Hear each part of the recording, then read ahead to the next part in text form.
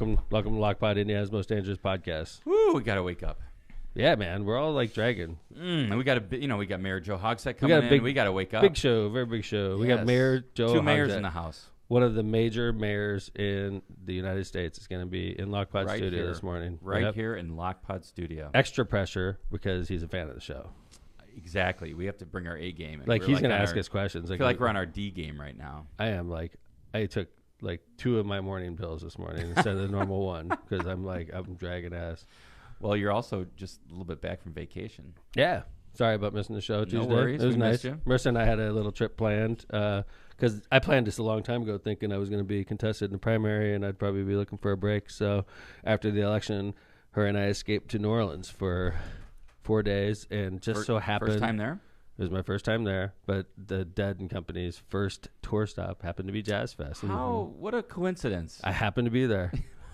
What an absolute coincidence. Yeah, it was cool, though. They played Dead was cool because, for you guys aren't Dead fans outside of Kevin.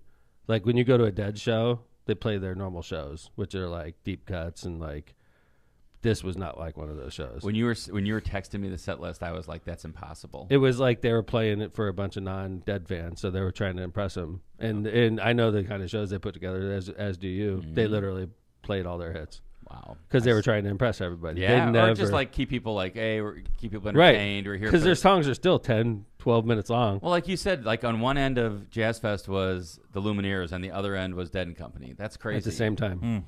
Jazz Fest is cool. And then Marissa and I, so we watched the Dead. It was freaking muddy, rainy, shitty weather. I think I have a picture of this. Yeah, dude. I was wearing, that's it. There you go. Tom's in the waterproof stuff. Marissa is not. So look at the Marissa had water. That tells you something. It was Marissa had waterproof stuff with her. Okay. But look at the ground. Look at the ground. That's yeah. pavement. Now we had to go onto a horse track. Okay.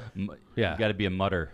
So so we were in mud. I bought shoes specifically for the show, crappy high top shoes, brand new, and they were covered in mud when I got done. I gave them to one of the dudes living on Bourbon Street. Nice. At the end of the trip. They didn't go to waste. I cleaned them up really nice, and I told them they were worn one yeah, time. By the way, some muddy shoes. No, I cleaned them up really nice. I was being super nice. It was the last day, and I'm I was barely had enough room to get home, and I'm I'm not taking these shitty high tops. No. So I cleaned them off really nice the night before, and they were clean.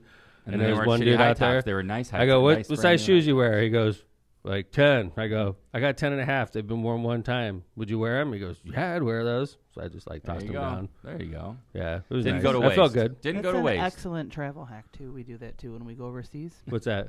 If you're bringing 2 pairs of shoes, you leave the shitty one there that you're probably not gonna use again, and then you have more space in your luggage. Yeah, for good call, right? Stuff. I did the same thing. Mm-hmm.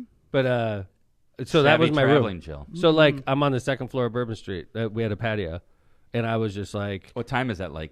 That's, I don't know, probably 8 o'clock at night. And that's on I don't remember what night that was. Hard to drive that car Kevin, through there. That was not Friday night or Saturday night. Friday and Saturdays, all people, okay? That was on a Sunday or a this Monday. This is not that busy is what you're saying. That is totally lame. On a Sunday night, it was jam-packed like it was Friday. So, is the Gulf close to there? Is it No, not really. Not, it's Mississippi. So it's Mississippi River first.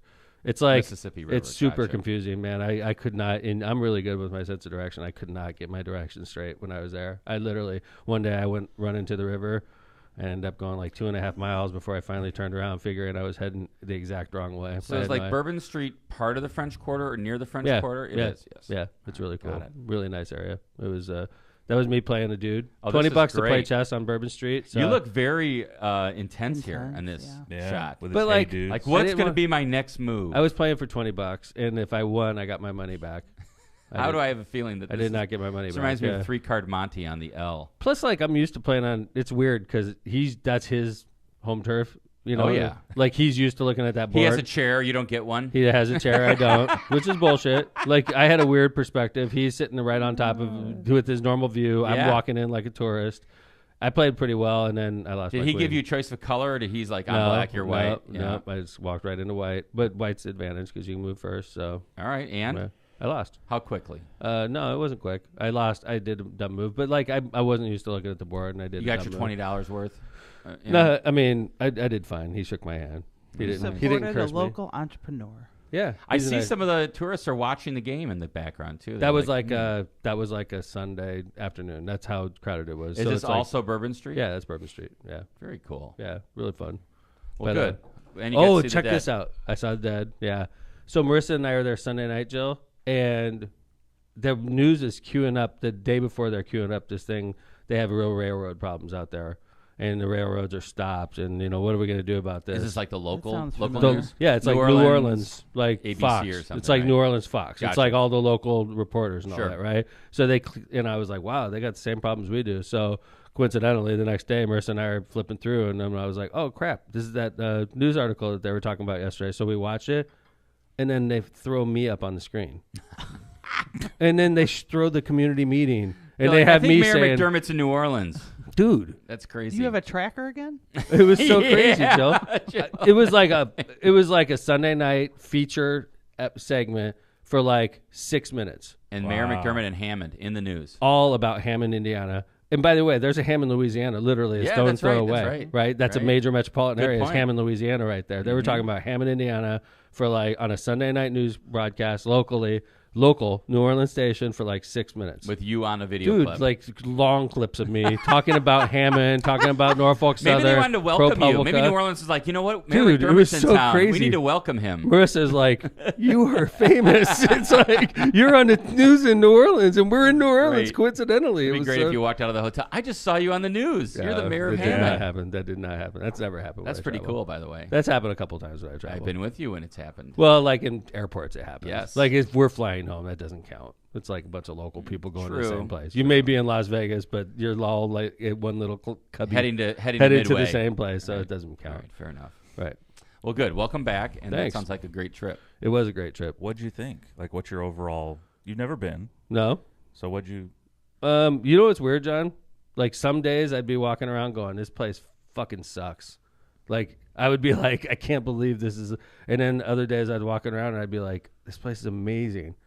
So like this is how I describe it. It's a mixed bag. It's like you could go to a Ruth's Chris, nicest restaurant in town, have a great meal, like blow your mind. It's tasty, perfect. You could walk out of Ruth's Chris and see a dude pissing right on the side of Ruth's Chris. That's New Orleans to me, okay? Sounds like fun. It's like it's amazing, but it's gross also. Yeah. It's like, is that fair, it's the John? perfect summation. Right? Yeah. It's like gritty. It is like as gritty as it comes. It's like the region. By the way, I was super comfortable personally. Super diverse, like super like blue collar. So I did not feel uncomfortable at all in that regard. I felt like I was home. But it was pretty trippy, man. I was involved in a I got caught up in a racket when I was down there. I don't think I'm racket. gonna go. Yeah, I don't think I'm gonna go back. I thought you almost said riot, and I was like, there's tourist rackets, man. So you guys know Cafe Du Monde. Did you go, Tom? Yeah. No. Okay. So I dropped my family off there. I park in a public lot. I pay. I remember. You remember this? Yes, because Okay. I pay for a couple hours. I go and meet them at Cafe Du Monde. We have these amazing beignets, and I get a text to extend my time. I extend my time, and I go and get the car when we're done, and there's a boot on it, and I'm going, oh my god, we got to get on a cruise the next morning. Oh no! And it says call this number. The guy's circling the lot, the boot guy. And he comes over. I'm showing him my phone. I'm like, dude, I extended my time. What kind of racket is this? He wants you to pay like $100 and like take it up with management later. Dude, I was so pissed. We wrote a letter when you got back. Just on the principle of this alone. Yeah. Dude, we mailed it to like the mayor of New Orleans, the council people at large. Like, and I'm not kidding you. Next thing you know, the company, the parking lot company, sends me a huge gift basket from Cafe Du Monde.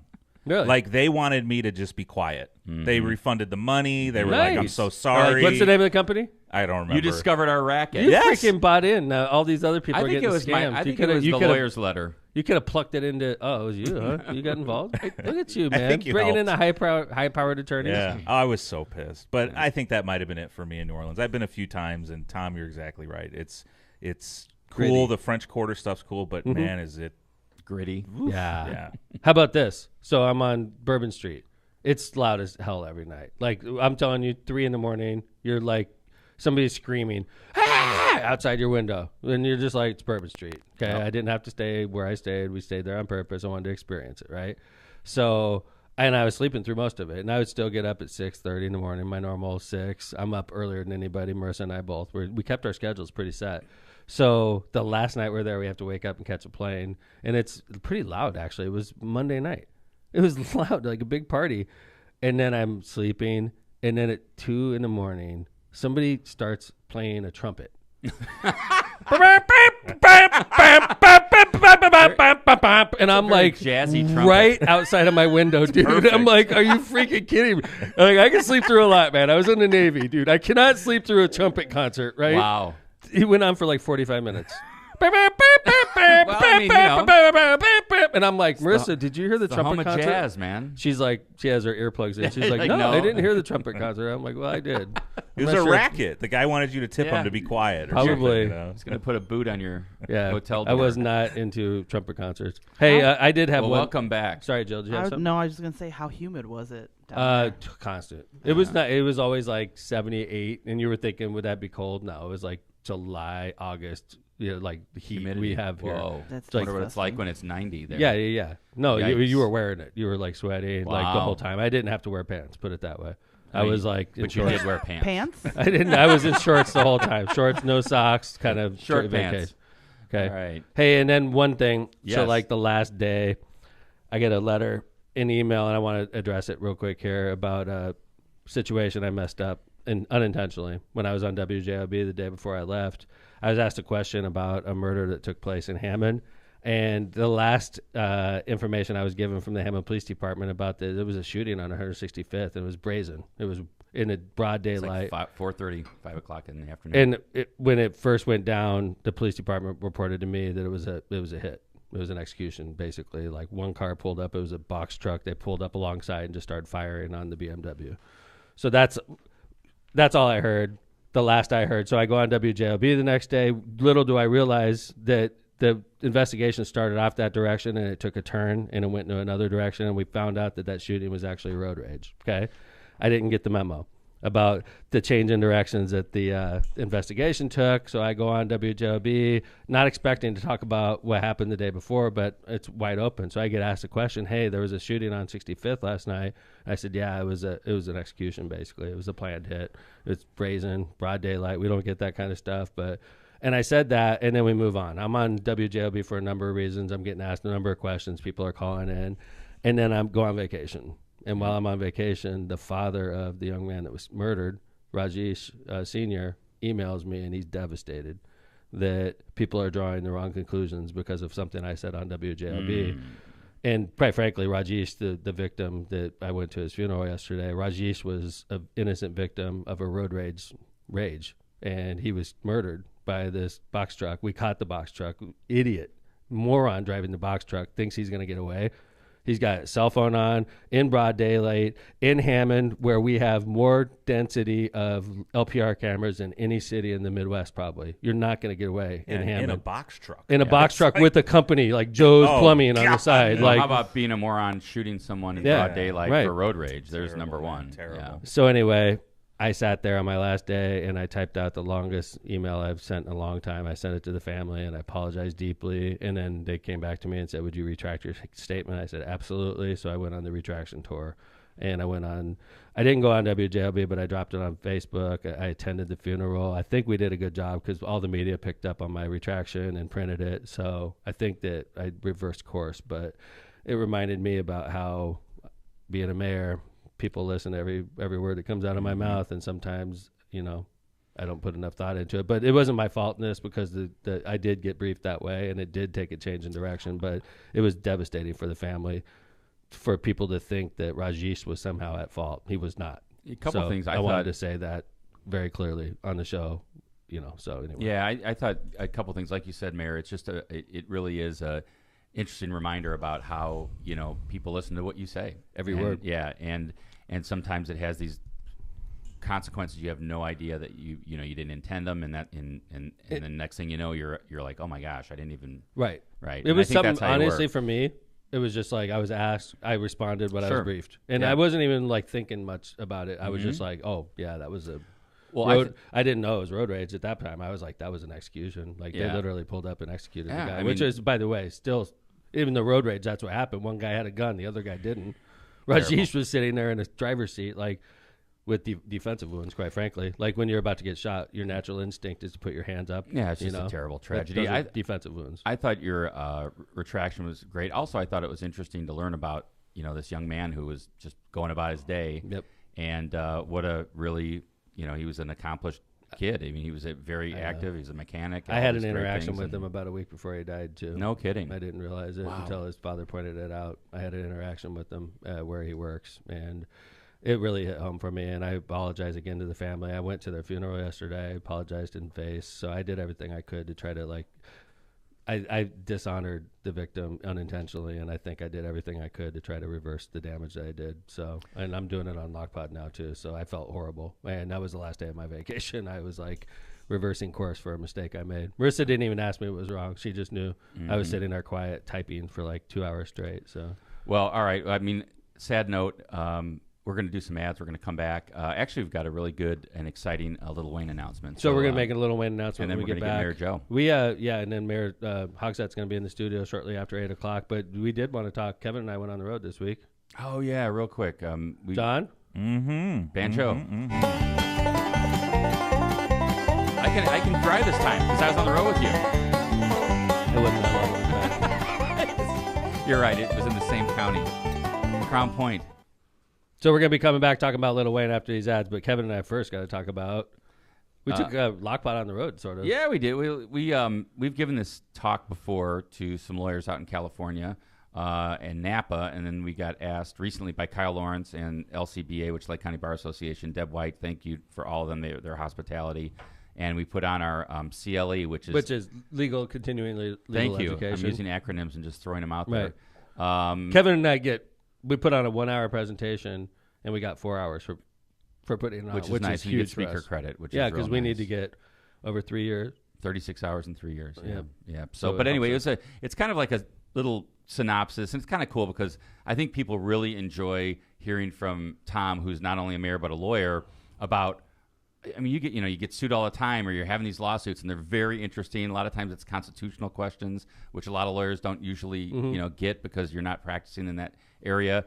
And he, I try to give the boring legal part of it, and then Tom gives the cool, this is what it's like to be mayor in these situations part of it. So, yeah, Kevin and I, we played our Lockpod roles basically. Yeah, it was fun. Kevin would be like the lawyer, reading off the facts, and I'd be chiming in I called Kevin my work wife, and that was disrespectful.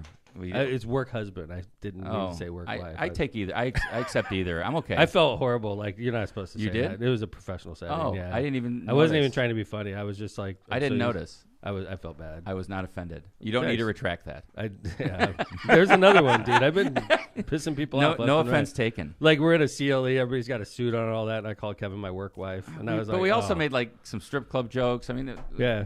So, I mean, what? We were talking. Well, there was a case involving. Yeah. It was right. And the thing is, they were playing politics to try to shut the strip club down, and so they were saying there must be a 10-foot buffer between a dancer. I was like, these are some bad regulations if you're a strip club consumer. Yeah, if you're it's anti-consumer.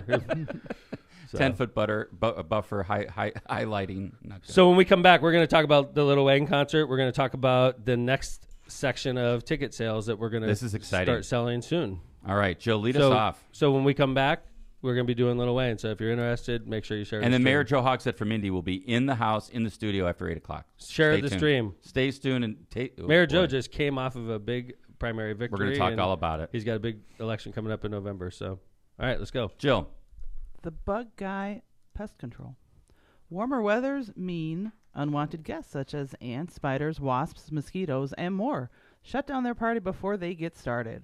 A comprehensive pest plan from the Bug Guy will help you enjoy the great outdoors as well as the indoors all summer long. To solve your pest problem or start a preventative plan, call the Bug Guy today and tell the pest he's on the way.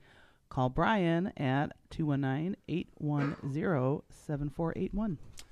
Calumet Brewing. Whether you're on the golf course or just spending a day in the sun, Michelob Ultra with only 95 calories, 2.6 carbs, and 4.2% ABV is the perfect beer for a summer day.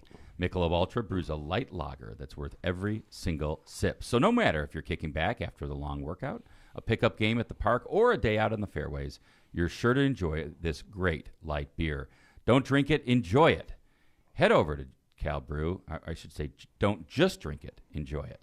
Head over to Cal Brew on Facebook and find the golf bag post for your chance to win through May 12th. That's today. So go check out Cal Brew on Facebook to make sure you're trying to get your golf bag, free golf bag, today for your chance to win. You can also head over to Michelob Ultra websites and social media pages for details on this great family of beers. Enjoy the Ultra lifestyle with beers and cheers responsibly.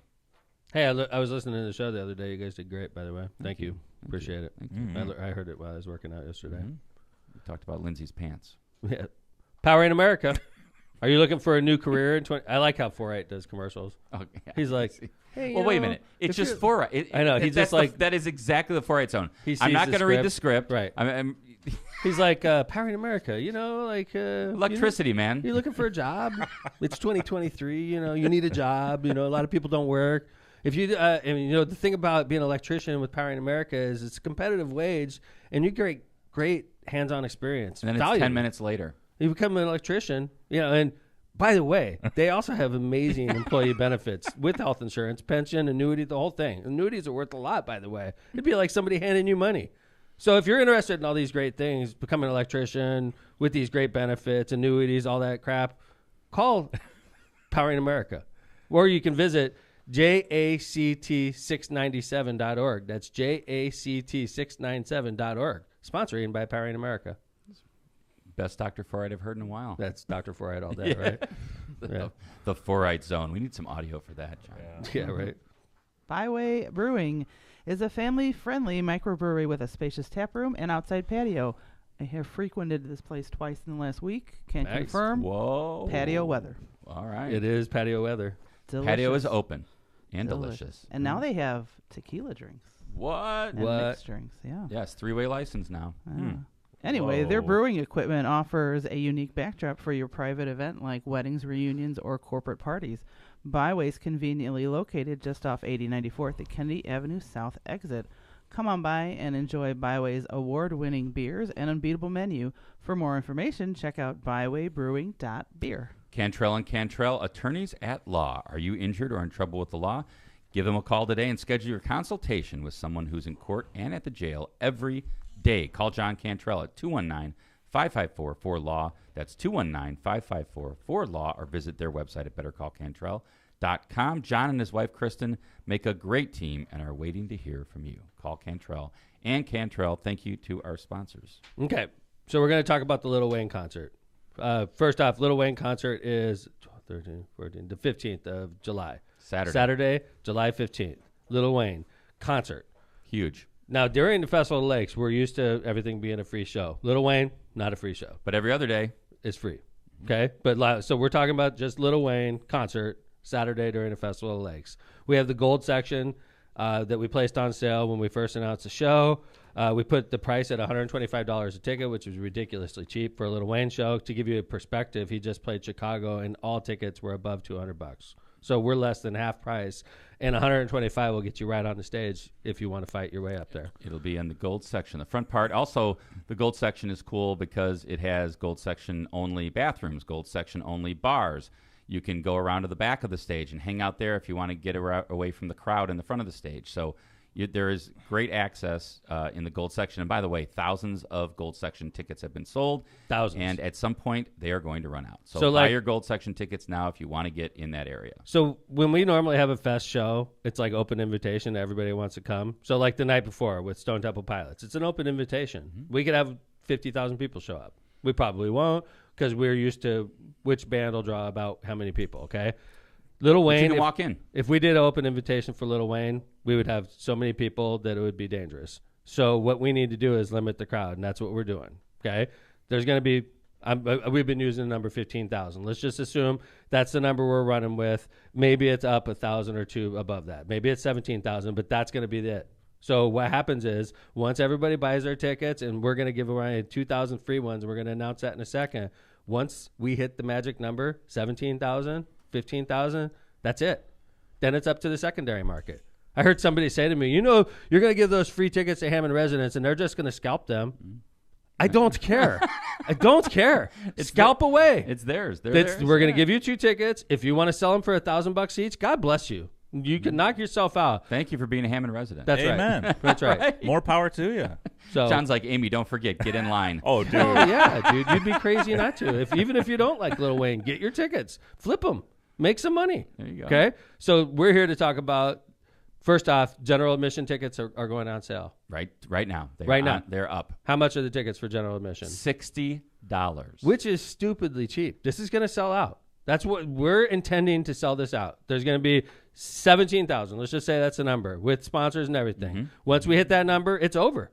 Like there's no more ticket sales from the primary source. It's all going to be on the secondary market. You cannot get into the concert grounds. You cannot get into the festival grounds without a ticket that night. What so if I say I want to go go on the merry-go-round, and then what happens is when I get off the merry-go-round, I'm going to sneak into the concert. Cannot happen. It is going to be closed to anybody that does not have a You ticket. can't even go on the merry-go-round if you don't have a ticket. You can if you have a ticket. merry-go-round ride ever. That's right. But like you can't. But the bottom line is though, Jill, you can't get onto the merry-go-round without at least the general admission ticket to the show. But you can go to the carnival if you have a ticket. But you cannot get into the grounds without a ticket, if that makes sense. And by the way, don't come pay $30 to park without a ticket because you're just going to be out $30. And we're not giving the $30 back because No. it's going to be clearly signed that this is sold out. This will be sold out show. This will be locked up, sold out. We're telling you right now, if you're going to wait until the last second to buy your ticket, you're making a humongous mistake.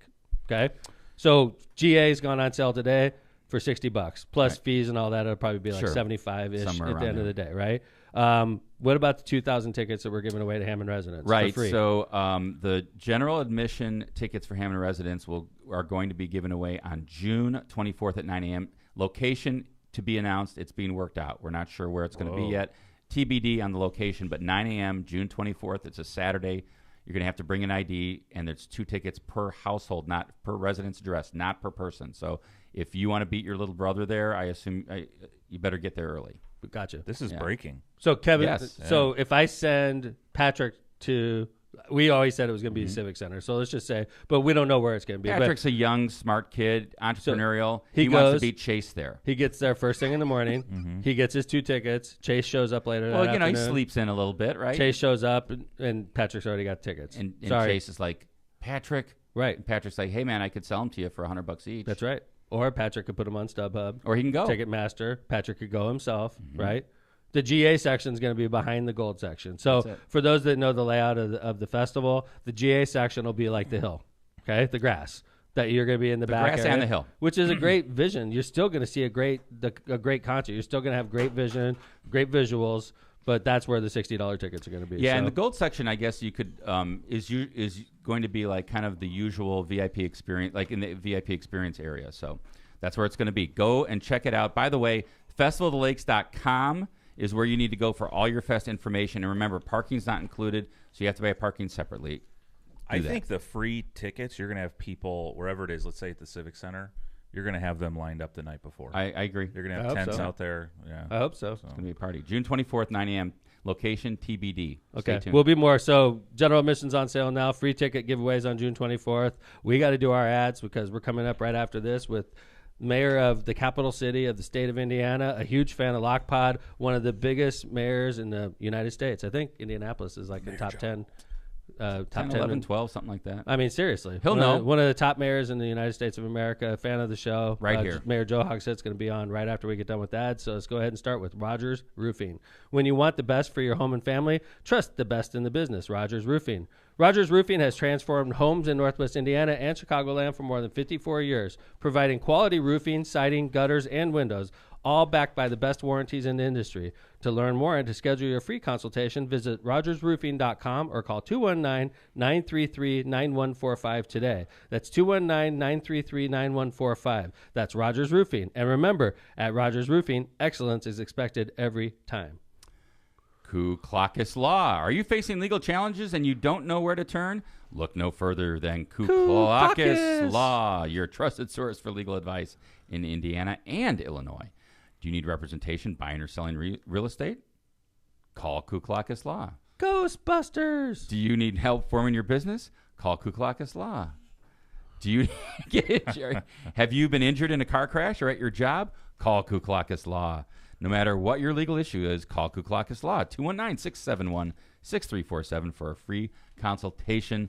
Hablamos Español. Okay. Kevin, I need you to go find out what's going on. All right, I'm gonna do the rest of the ads. I could do some ads John, too, Tom. Why don't you do misprint printing, John? Yes, sir. Thanks. All right, Misprint Printing. Misprint specializes in delivering the highest quality signs and printing on time and under budget. Misprint's experience and technology allows them to offer custom, commercial, on-demand printing and sign solutions. Rick Balzenberger and his team have served Chicagoland and Northwest Indiana for over 30 years. They have 2 convenient locations to serve you in Munster and Hammond. Dude, if you did ads, we'd be here till 9:45 every morning. Well, I'm just trying to delay a little bit. I know to we get are. Hogsett I don't know if anybody knows. We're sort of scrambling in the studio right now. I got Kevin and Jill running all over the studio. So let me read you a poem from Yeats. Prestonmer Insurance Agency. The Ron J. Prestonmer Insurance Agency has been located for decades. Oh, wrong time. Right on Indianapolis Boulevard, serving all your insurance needs. They specialize in a wide variety of insurance products and services, including auto, home, business, life, and much more. The Prestonmer Agency serves over 1,000 people and businesses in all Chicagoland and the Midwest. Call Ron, Ronnie, or Michael at 219-844-0103. Tortillas Nuevo Leon is the gold standard in Mexican cuisine throughout the Midwest.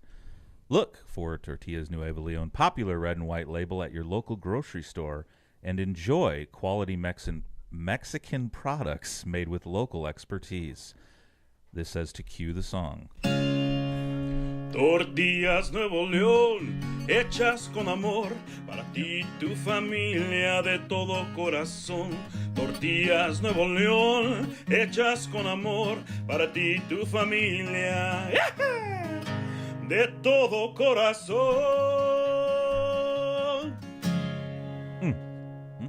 Okay, we're experiencing a delay in our main guest right now, which is not unprecedented, especially when he's driving in from the capital city of our state. So I do want to continue to talk a little bit about the Lil Wayne concert and the Festival of Lakes lineup. So this is the first time. Oh, wow. Okay. So. All right. Huh? You want to? Yeah, I could call him on Skype. Yeah, they don't have to. We could also talk about like Santos indictment. Yeah. I mean, there's a lot. Trump Santos town hall. The CNN. Well, he's coming in, right? He said he would. Yeah. Okay, have him come in. All right. The CNN town hall. I mean, there's a million things to talk about. That is great. Okay, by the way. Okay, so stay with us, everybody. Mayor Joe is running a little late. He is coming in from Indianapolis, so stick with us. It may not be the normal full-size interview we can give you, but the thing about the Lil Wayne concert and the thing about the Festival of Lakes. So Wednesday, July 12th, we have Ja Rule and Ashanti. It's a free show. You could still buy. Kevin keeps leaving that door open. He walks out of the studio, leaves the door open, and starts yelling. He's like, "Where the F is Hogsett?" So Ja Rule and Ashanti, the VIP experience is $125 for that show. You don't have to buy that, but it gets you close to the stage. July 13th, Thursday, Brothers Osborne is the country night. Obviously, a free show also. If you want to pay to get close, pay $120. How much is it? It's not $125, is it? No, it's $100. $100 for VIP Jill? experience. It's an excellent question. How much is VIP experience ticket for the regular? Hold on, we'll go on the website. I got the website. 75. Kevin just said 75. Okay. Hey, Kevin, why don't you open the door again? Kevin walks out of the studio every time. Leaves the door open, starts screaming in the hallway. Sorry, I didn't. I'm trying to manage our. I know it's not easy to be, the co-host and. Where's Kellogg? The caboose and managing our guests. Right. Where's Steve? July 14th is Friday. That's Stone Temple Pilots. By the way, all my Navy buddies, a lot of them are coming in for that show. That's going to be a great show, by the way. They're coming in for the whole thing. Actually, there's tons of people coming in for Wednesday too. I don't know much about Brothers Osborne. I'll tell you this: Ja Rule and Ashanti are going to be, or it's Ja Rule, I think. I got to make sure I get that right. Ja Rule. Quit making it fancy, Kevin. I am. I see that. Ja Rule. Great, I roll great the R. response Is that cool? For that. Ja Rule Show. Ja Rule. But they have that the way too. most ticket sales, right? They're you have to roll the R. They're rolling. Say it. As a guy that took French, I'm not good at my rolling R's. Really? How do you say Ja Rule? Ja Rule. Rule. I know how to roll my tongue, baby. Much better. That is not the title of the show. I know how to roll my tongue, baby. Lock Pod. season 9, episode 7. I know how to roll my tongue with Joe Hogsett. That is not the title. Okay, I'm just making it clear. Okay. So Friday, July 14th, we had Stone Temple Pilots. Did you mention Brothers Osborne? Yes, I mentioned that. Is going to be a good show too. It's going to be outstanding. And I think, by the way, second year in a row that you've had country. Right. You took a break from country. We used to have country, and now you've come back to country. No, it's third, right? Is it?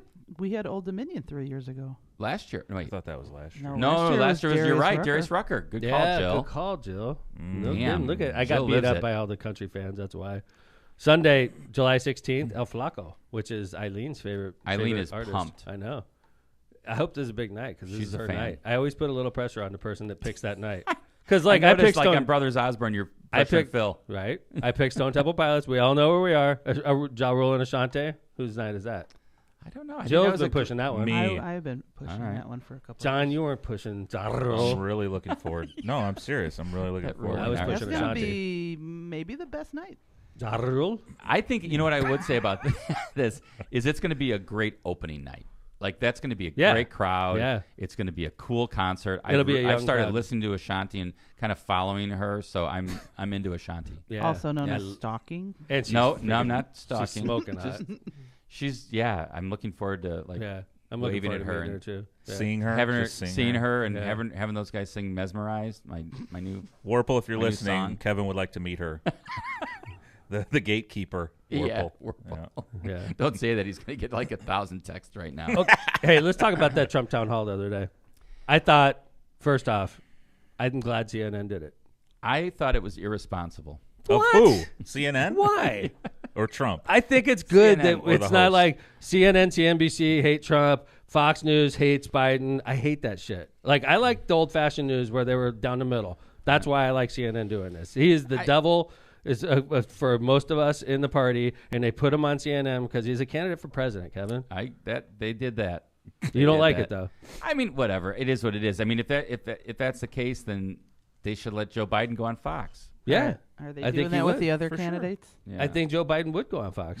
Pete Buttigieg goes on Fox. Oh yeah, he shreds them, I agree. which I enjoy. I agree. By the way, I don't think By the way, that was, Fox is a lot better without Tucker Carlson. I agree with you, but I don't really watch it. But let me tell you something. I think Trump looked like an asshole on CNN. I think that reinforces how much I hate the guy. And how dangerous he that is. part of it I agree with. I It's think like, he was as bad as he's ever been. It that night. reminded me of all of what I don't miss with him being gone. It was like, it was so almost like stressful to watch him and say all that shit. I was like, oh He my is God, stressful. I'm so glad the guy is gone. He was characterizing the Capitol insurrection as just a normal day at the How Capitol. about the fact saying that he was going to pardon most of the people the that have been Capitol convicted? rioters, right? Great These idea. are criminals.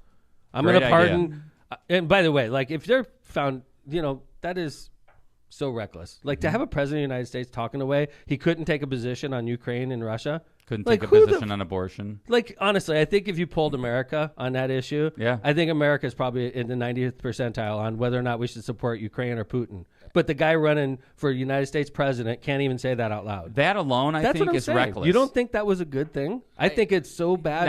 Now that you've pointed that out, I actually agree with you. Having him on there and letting us all remember how bad and scary he is. He was as bad as ever. Was good. He was as bad as ever. Yeah, and I think that even I was listening. The thing about Ukraine just is insane to me, where he would not come down and say we need to support Ukraine.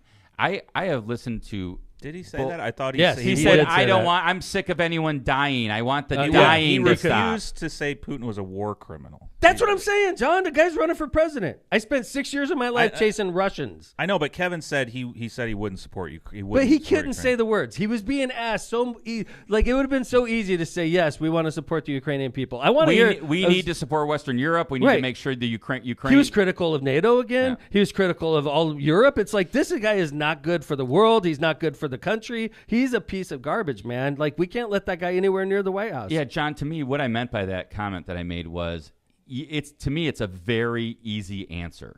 Yes. And I have really enjoyed seeing a lot of the foreign policy folks in the Senate, both Republican and Democrat, come together on this issue because it reminds me of how important foreign policy is, and I'd love to be a student of foreign policy, and this issue is so black and white, John. And what I meant by him not saying anything is like he should be saying, like, we need to make sure the Ukrainians are supported against Russia. Maybe he could say, like, I'm not sure we should be the ones paying the 98% of the bill, and that's a whole other issue. I think it's fair to say that. Yes, but he's not good for our alliance, dude. He's not. It's scary. So he's not good for our alliance. What he said was, by calling Putin a war criminal now, it's going to make it a lot tougher to get this war over with. Okay. I think that's fair. Dying. Can't we be brave? The president can't be brave? I'm not saying John, your I was looking wrong, at Tom. the other day, right in Kiev, there's this huge apartment complex where innocent people were sleeping, and the freaking Putin and his army put a freaking missile right into that building. And we can't call that war crime? He's not going after soldiers. He's going after little girls and moms and dads, dude. I think the president of the United States could call that a war crime. I want my president to call that a war crime because Putin is a monster. Well, and even in the early parts of the war, we've had people come. They've had people come in, international observers come in and document mass graves and everything. And I'm not saying, whether it's directed by Putin or not, he's the head of the Russian army. He has to take responsibility when bad shit happens because of his army. He's got this mercenary force over there with prisoners. Mm-hmm. Like running, They're like just think about killed. that. They're just and now there's Workman group. Yes, I love how they have like an English Wagner group. Wagner group, right? And John, it's interesting how like that the leader of that group now is bitching about the defense minister, like it's infighting, and not that's getting never any a good ammo, sign. No, blah, blah, blah. Right, exactly, and he's sending soldiers that are basically right out of their prisons to their deaths by the hundreds. They're just getting slaughtered. He's just sending them on death missions, basically. Putin had no idea that Ukraine was going to be like this. Well, I think there's no way. Now, neither did I. I mean, even early on, I was like, they're going to roll them. But now Ukraine's got even more advanced. They had, I think, Russia launched 19 missiles against Kiev the other day, and only 2 got through because they're using our Patriot defense system. By the way, what a great field test for our weaponry. I mean, not that I wish it on anybody. That here you go, you're in the middle of a war. Here's our weapons. But try these out. It sure is a nice confirmation that our weapon systems are, are good. I didn't mean to jump John's ass earlier, but honestly, John, you rail about wokeness, you rail about political correctness. We can't have our president be critical of Vladimir Putin because I want to hear that. I want a president, and I'm not talking, and I'm not happy that Joe Biden's running for re-election. Okay, but he treats Putin exactly the way the president should treat him. He should. Well, and I be critical of that type of behavior. I saw your opponent in the Senate, Todd Young, yesterday came out and said, "I'm not supporting Trump for president," and he even said that one of the reasons was where he's at on Ukraine. I agree. Todd Young is a badass like that. He is. He. By the way, I ran against a guy. He beat me. Todd Young never asked for help from Donald Trump the whole race. And I tell you, he didn't get it. He was one of 4 senators that were not endorsed by Trump. And now Todd Young is on the record extremely critical of Donald Trump, saying things like he doesn't think he's going to be the nominee. He thinks he's got, he's legally in trouble. I think that's pretty badass. For I think a lot. I saw Chris Christie again go after him the other day, and even DeSantis was kind of just dismissive when the verdict came down in that Manhattan courtroom. When even they were all kind of like, Chris Christie was extremely critical of him. I thought Asa Hutchinson was too, and DeSantis and Pence just kind of like, hey, we got better things to talk about. Let me ask you a question, John. Yep. DeSantis stock is extremely far down, right? Yeah, meatball. Right?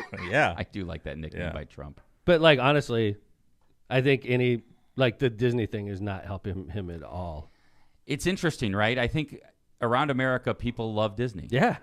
And you're running a national race. It may be one thing in Florida, you know what? Maybe the governor's right. We shouldn't be. Like Disney I'm too. Sure they do, but you could see how you could make a business argument within the state. Right. But when you're talking about families who travel to see the magical kingdom from everywhere around the country, I mean, you're saying this guy's trying to cut down Disney. If I was Disney, I would start playing games putting committees together to talk about if it's feasible to start shutting down the Magic Kingdom and stuff like that, and relocating to Texas or something like that. If they had serious efforts going on, that probably isn't going to result in anything, but it's more a PR move. Yeah, and I think you're meeting and talking about what would we shut down. We'd shut down the Magic Kingdom first, and then we'd shut down this one next. And don't shut down Space Mountain. That would start rippling through Florida, and DeSantis would have a PR nightmare. Yeah, it's why wouldn't we leave? This guy is literally aiming at us, trying to get us to leave. Congratulations. And they've got a badass CEO that is like ready to fight. I would start doing that. I'd be like, you know what? You win. We're going to stay in California. And we're going to open a new Magic Kingdom in Austin, Texas. We're going to get out of Orlando. You win, Florida. We're going to move out. Wow, that'd be something. Hopefully they don't, because I agree, but I'm talking about a PR move, Kevin. Yeah. I'm talking about putting pressure on DeSantis. John, do you think Disney's having an impact on him? For sure. DeSantis hasn't even announced yet, and he's done. Wow. There's no way he's going to be the after nominee. his world tour. I agree with you. I think short of Trump going to prison, Trump's going to be the nominee. Wow. I do. After the Is CNN, that just because of the primary, John? Just because? No, guys, I couldn't actually disagree with you more on your observation of the CNN town hall. I thought it was Trump's best showing in a long, long time. Well, it was a Republican audience. They let him stack the audience. He did, which is fine. You mean, John, just like you thought he did well? I thought so. When you compare it to like his announcement speech, which was for terrible. 2024, right. Boring, low energy. This was like the old Trump, man. Oh, it was definitely like him or hate him. It was definitely the old. Trump. It was the old Trump, no doubt. I agree with that. And I think he was calling her a nasty woman. Oh, I thought she was incredibly disrespectful. By the way, it wasn't even a town hall. It was like the town hall is supposed to be for the public to ask questions. She was correcting him. He was lying, and she would correct him. I thought she did great. God. How could we see some things so different in America? Like, I thought she did an excellent job. Terrible. I thought she was an excellent moderator. Disrespectful. But this is like he lies constantly. She was correcting him. That's what he didn't like. I think she was lying a lot too. Oh my God, John. Yeah. The facts hurt. I love when he pulled out his tweets from January 6th because he knew she was going to bring this shit up. And he threw it in her face like, here's what actually happened. And then she also threw it in his face. That was like hours after the damage was done. Dude, all true. Nobody wants to hear these facts, right? That was sent like 7 hours later, Mr. President, and he was like, you're a nasty woman. I was listening. Yeah. He did. Oh it's like...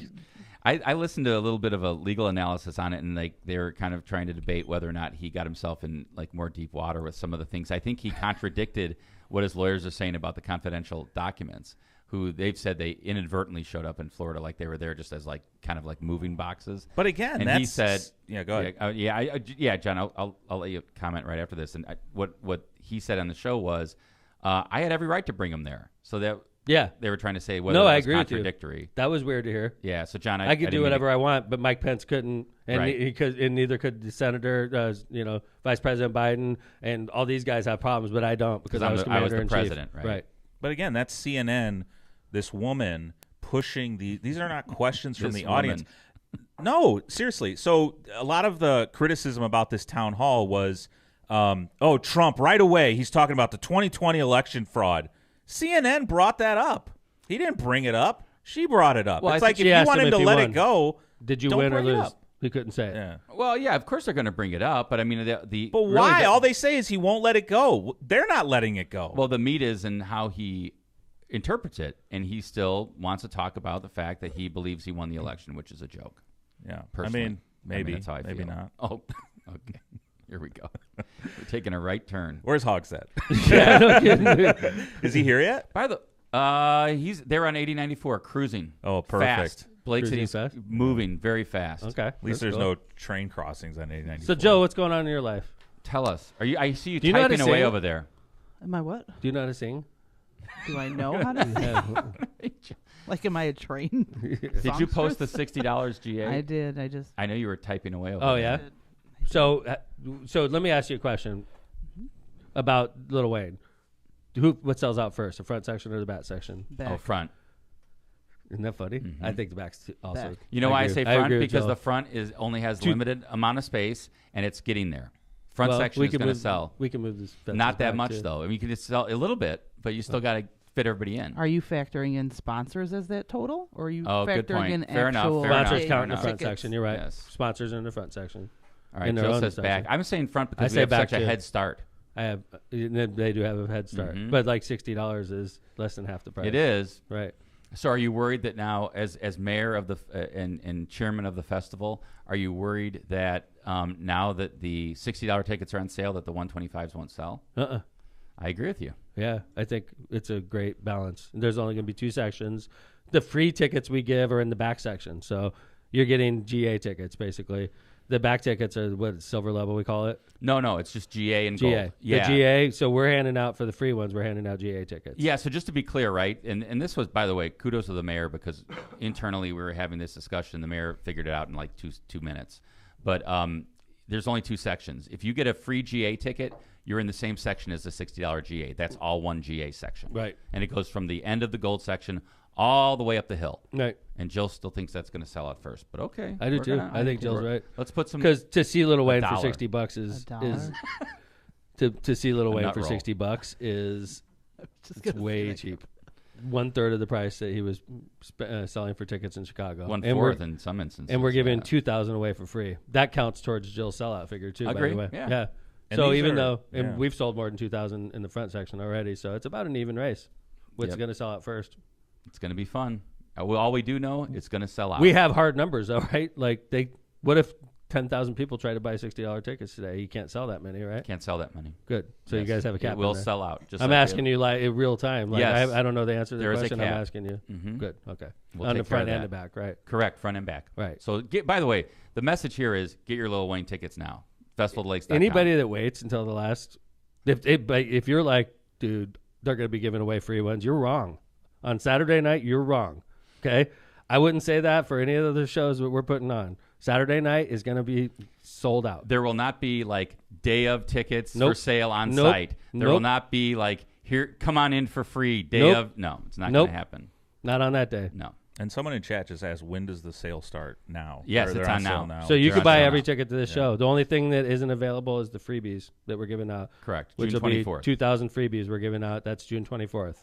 Okay? I think we should make like Hammond residents do something to earn do a magic trick, like earn these tickets. Play a song. Oh, no. Yeah, do I mean, I something. think being in Hammond is they've earned it enough. They're ready. They're in.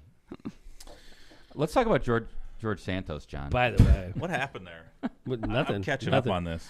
One thing, Pleads not guilty, says he won't resign.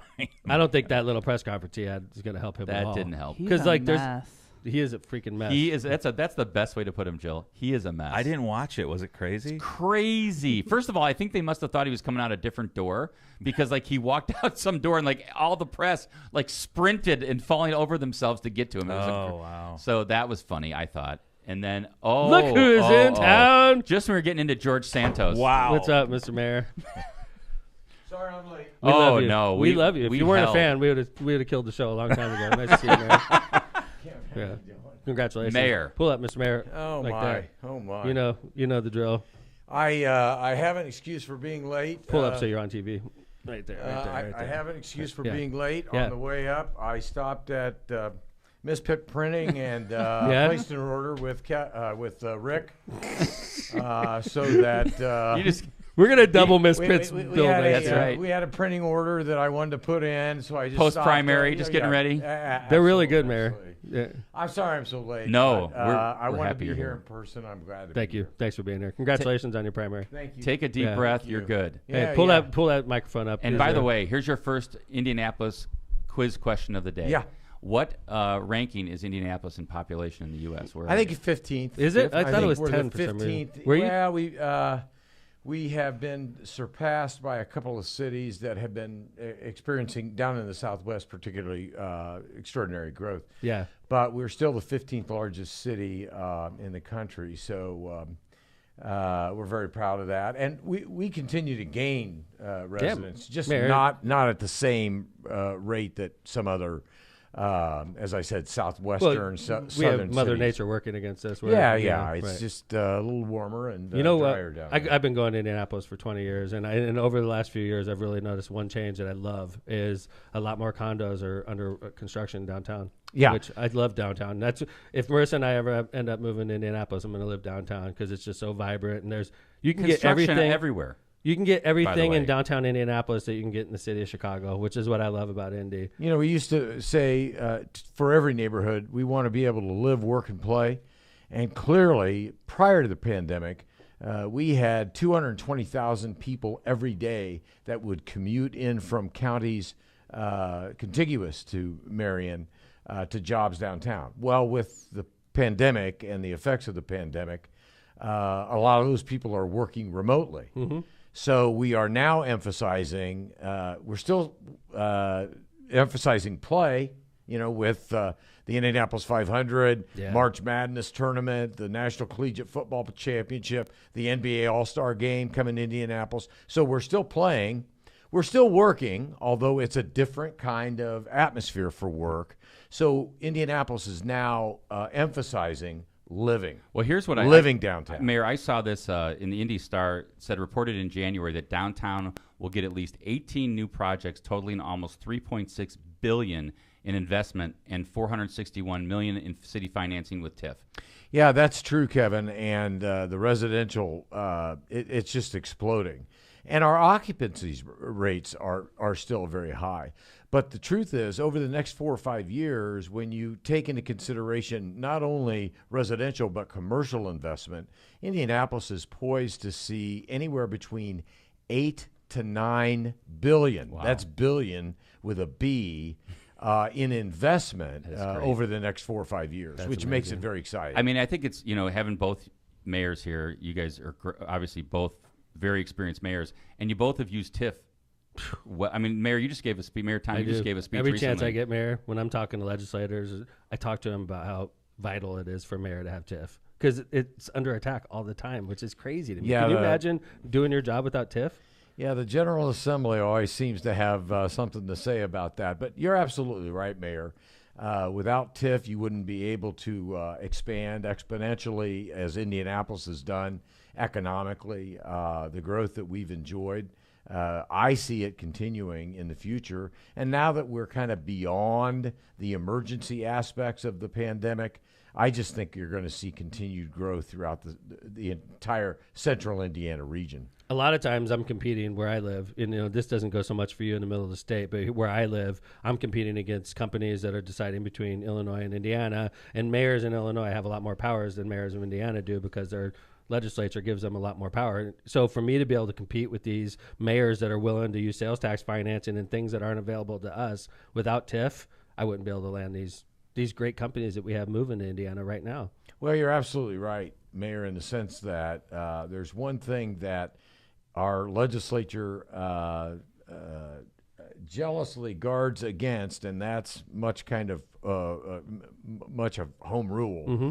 That cities like Hammond and cities like Indianapolis, I think, would prosper even more so than we already are if we were able to have a greater say in what direction our city should take. Well, this is, just in the Indy Star this morning, Mayor, I was flabbergasted to read about this fight that the city county council is having because of a state law that was passed about turning right on red. Right.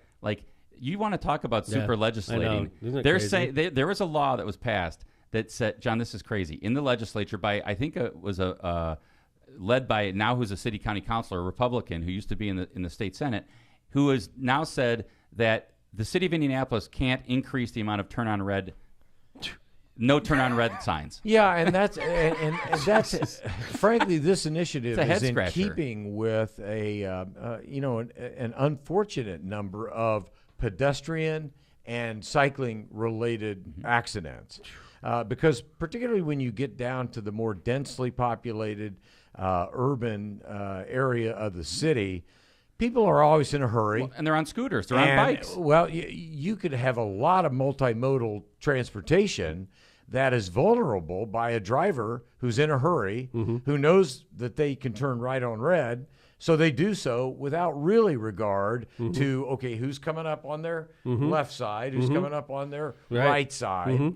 And so the purpose of the ban and the ban as it was originally proposed would only apply to the mile square. You're not talking about keeping people from turning right on red anywhere in Indianapolis. Right. It's just in the mile square. And who would know best than the mayor and the city county council versus the state legislature? Right. Yeah. So it's micromanaging. It's unfortunate. Yeah. It's really unfortunate. Well, you get it doubly bad because you're the mayor, obviously in charge of the city, but you also happen to have the legislature and the governor and the Supreme Court and the Court of Appeals all in the same city as you. So you see in some red states, like we live in, Mayor, you see some legislatures that are trying to take over the capital city I think there's in Mississippi. Yeah, right we saw now, right? Mississippi. Yeah. Do you ever worry about? I know that's never happened in Indiana, but I'm sure you're always on guard for stuff like that, right? Well, I must say that during my tenure as mayor, we have had a lot of legislative initiatives that have been considered. Fortunately,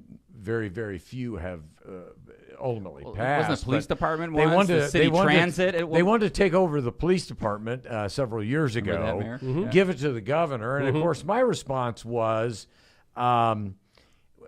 why on earth would Eric Holcomb want to be held responsible for the gun violence that occurs in the city of Indianapolis? And, of course, that died a fairly quick death. But it is emblematic of the frustration that the city has with some of the initiatives that we have to fight every single year in the legislature. Yeah, I mean, it's almost the opposite. Mayor Tom brought up, like, we don't, as mayors and as cities, we want more control over what's going on. It's basically it's going the other way, where they want more control from the legislature over the cities. Well, and frankly, Kevin, in the last program that I listened to, which was the last program that you had, that's why we love you. I was very interested in the conversation you all were having about some gun safety measures that the city of Hammond is taking or are taking. Thank you. And so,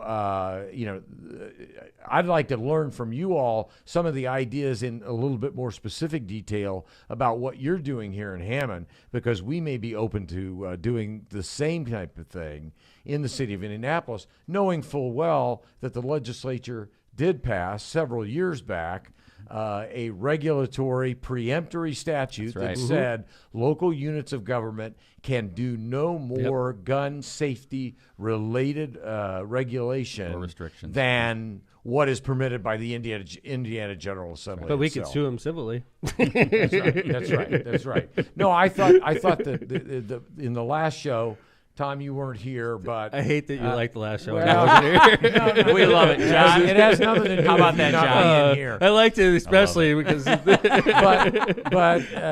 Doc was in the house. Doc was in the house talking about San Francisco and his trip out there. Yeah, and then that then moved into some of the initiatives you all are considering, and I was listening with bated breath, to try to steal some of the good ideas you all are coming up with. Can I ask you a question, Mayor? Kevin, I know where Kevin. Yeah. I know how Kevin thinks. We looked at each other and winked, so I know what he was going to ask. Tell me if I'm right, Kevin. You're right already. When you visit places like California and you see what's going on in the big cities out west, does it make you nervous? Because you don't have that problem, thankfully, in the capital city. But like, I stayed at a nice place in San Diego, Mayor, and I had a little city right outside of my hotel, which a city of people just living on the sidewalk, which shocked me. Yeah, I got to say this, Mayor. People in Indiana have no idea how bad the unsheltered populations are in those cities where the climate is more conducive. It's so bad. San Diego is a good example. I was not out there a couple of years ago. I'd get up at 6 a.m. for a morning walk, and it was very difficult to walk in the streets because the climate was so temperate, and you had so many homeless folks just sleeping on the sidewalks. You literally had to avoid them as you walked down the street. Same way with San Francisco, same way with Los Angeles, same way with so many cities out there. So, Mary, even though we don't have the temperature here, obviously every big city has to deal with unsheltered folks and homeless people, and that are there because of mental illness, that are there because of unfortunate circumstances, or that are there sometimes by choice. How as a mayor of a big city do you handle that, and how do you address the issue? Well, and that's one good thing that I can report about the Indiana General Assembly. This year, the General Assembly passed a $20 million appropriation that will enable the city of Indianapolis to partner very closely with the state to create what I think will be transformative in the form of a low-barrier shelter to serve not only those who are unsheltered in a temporary but emergency sort of way, but also extend it to a long-term program that ultimately, as the city of Indianapolis tries to do, provide a housing-first strategy that will give people permanent, supportive housing. Not just housing in a temporary way, but permanent housing with wraparound social services to keep them housed. Because it's one thing to come up with a housing unit that someone might be able to temporarily occupy, but if there are rules and regulations that surround that availability of housing, so many people will say, now we want to go back out on the streets and live the way we want to live. You give them the kind of supportive services that they need to get the jobs that they need, to get the transportation to and from the jobs that they need, to help them with maybe some of the debt that they have incurred if they've been incarcerated because they haven't been able to make payments on their child support. There's a whole host of different reasons why people who would otherwise enjoy a housing unit in which to live, but choose not to live there because of other problems. Well, let's talk about your election a little bit. Yeah. Mayor, you want to go there? I thought you did an excellent job in this last race, Mayor, because, obviously in November you have a self-funded opponent, right? Which is, it's not scary because you're the mayor. And you're a great mayor, and you live in a Democratic area, and but obviously you're paying attention to what's going on in November, and you had a great challenger running against you in the primary. That's one of the leading African American women in the state of Indiana. So you had to try to find line. You didn't want to burn bridges with a great opponent in the primary that may hinder you in November when you have to focus as well. And I thought you threaded that needle perfectly, Mayor. Well, to her credit, State Representative Robin Shackelford, who was my primary there you go. opponent. I actually, because we've done away with the slating process in Marion County, we actually the first mayor not that did only that. encouraged more people to stand for election, but it actually spiked our turnout in this year's primary, which is, I think, a good thing. But the one thing I can say about Robin's candidacy is very early on election night when the totals were coming in, my phone rang, and it was Robin Shackelford wishing me good luck in the general election. That's class. And we both agreed that while we had served as competitors with one another on that particular election day, when we both awakened the next morning, we were going to be unified. That's awesome. In pursuing victory in November. And I saw in her concession speech, she even said that she'll do whatever she can to ensure the Democratic Party comes together for the general election. That's what you want. You want people to compete vigorously and to compete fairly. But then once the votes have been cast and the winners declared, come together as a political party and focus on the November election. And that's what we're going to be doing. So in that November election, it's interesting, right? I noticed in the primary, Democratic votes were about 28,000, or at least you got 28,000, I think, somewhere in there. You won by 20 points. He got 19,000 in his primary to win. So right there, you know that Indianapolis is a Democratic city.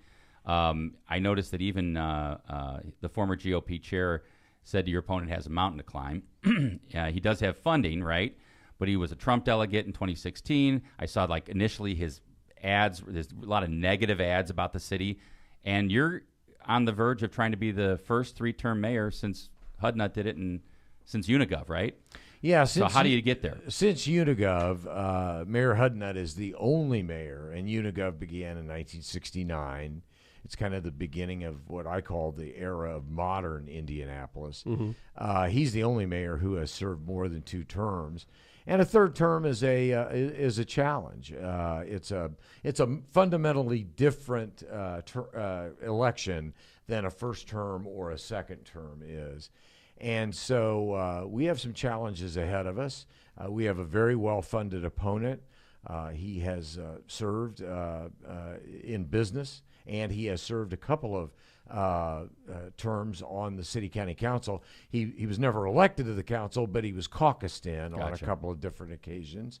So I take his challenge very seriously, but I think with a unified party, to your point, Kevin, turnout was up in this year's primary. I think there were a total number of about 50 to 55,000 Democratic votes cast over and against a total of maybe 25 to 30,000 Republican votes, cast. So Democrats, at least in this year's municipal primary, still maintained about a 2-to-1 majority. That's great. in terms of the overall number of votes cast.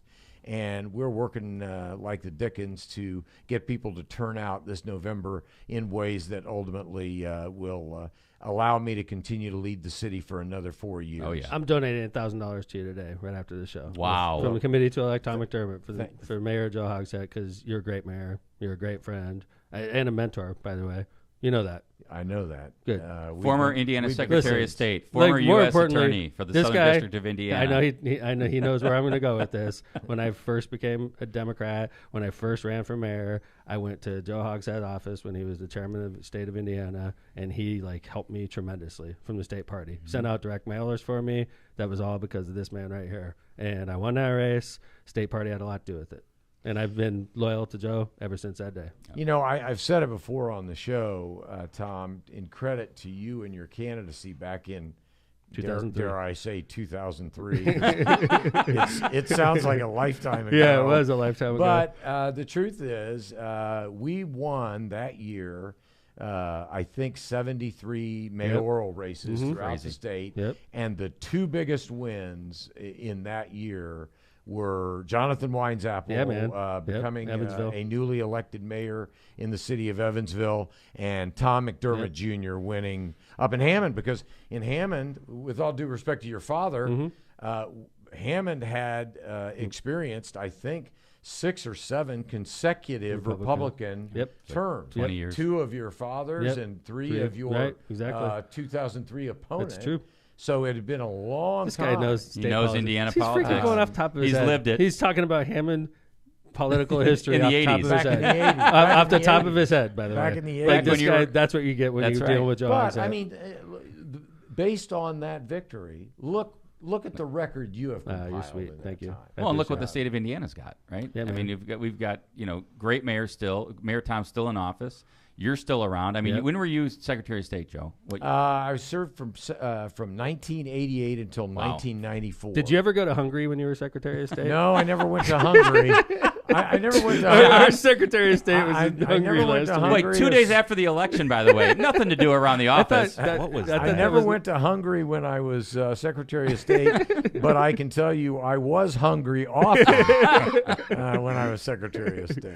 Mr. Mayor, we're going to let you go. I appreciate you so much. Thanks for running into the studio. We love you. We support you. I'm donating to you. If you want to donate to Joe Hogsett, because obviously you're running against a self-funder, how do we give money to you, Mayor? Yeah, just send it to Hogsett for Indianapolis Committee. Yep. There's a post office box. How about the website? The website is Hogsett for Indianapolis.com as well. And you can always call my dear friend Emily Gerwitz, who is friend of both of We've yours, been friends with her since the very as beginning. someone to help direct resources to our campaign. Thank you, Mayor. I appreciate that offer. Thanks for coming to Lockpod. Come back again. Sorry I'm late. Don't worry No, about we hold for you. The We hold only for Mayor. person truly happy this morning about my tardiness is Rick Baltzenberger at Misprint Printing. Yep. He is gonna. who's You got need a a big metal one. business Here you go. card. Here he goes. Yeah. There you go. See, we know he This is the guy listens to the that show. Yeah. Thanks. That's Mayor Joe Hogsett. Thanks again for coming in, sir. Jill, thanks for being in, filling in ably on a Friday again. Johnny Vez, thank you. Another great show. Kevin Chandler, Yes, good sir. job. Yeah. And coming from Locomotive, thanks for listening to Lockpod, Indiana's most dangerous podcast with one of our best fans and one of the best mayors in the United States. Come back next week, Tuesday.